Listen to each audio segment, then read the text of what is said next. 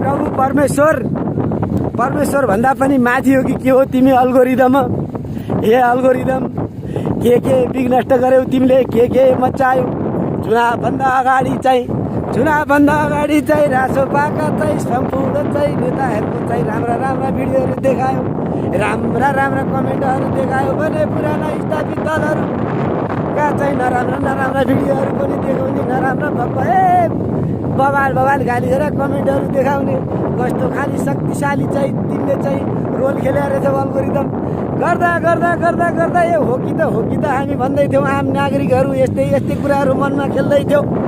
गर्दा त्यही अल्गोरिदम कति पावरफुल रहेछौ तिमीले त भ्याट लाएर चुनावमा पनि रासोपालाई लगभग दुई तिहाई मतले चाहिँ विजयी गराइदेऊ। कतिसम्मका रहेछौ तिमी अल्गोरिदम।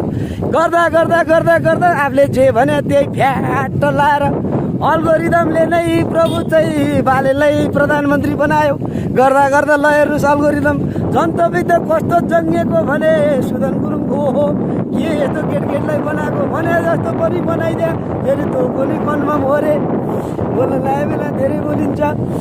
यो कुरा चाहिँ काट्न मिल्छ अल्गोरिदम। अब अल्गोरिदम कति अल्गोरिदम भन्नु, यो अल्गोरिदमले व्यापकै गरौँ।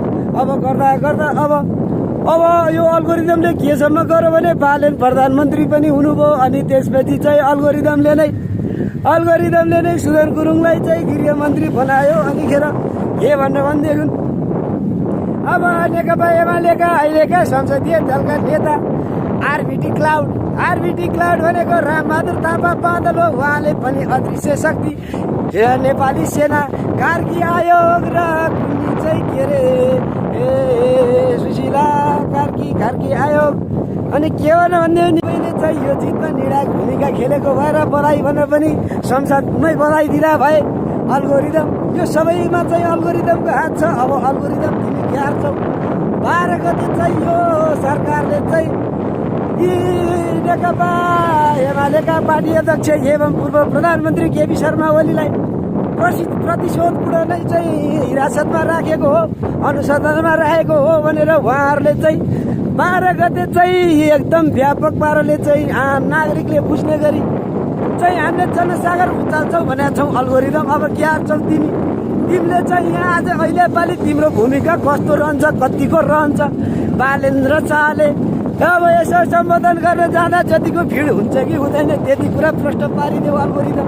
अरू कुरा भने हामीलाई 12 गते नै आम नागरिकले बुझ्नु छ यो चाहिँ साँच्ची नै हो कि यो जनमुद्दा कसुर भने यो होइन चाहिँ बकवासै हो कि यो प्रतिशोधै हो भन्ने कुरा कन्फर्म चाहिँ हामी चाहिँ सर्वसाधारण आम नागरिकले चाहिँ 12 गते थाहा पाउँदा भयो। यति शिरिषकान्दे केरा रे माघमे होइन, यो त चैत माघमे वैशाख आउन लागे। वैशाखमा चाहिँ सबै कुरो चाहिँ भएर चाहिँ सिद्धि गए भनेर चाहिँ हामीले ढेक लाएर अल्गोरिदमलाई हामीले 3 चोटि ढोगेर राख्दा भए। ल जय बालेन सरकार।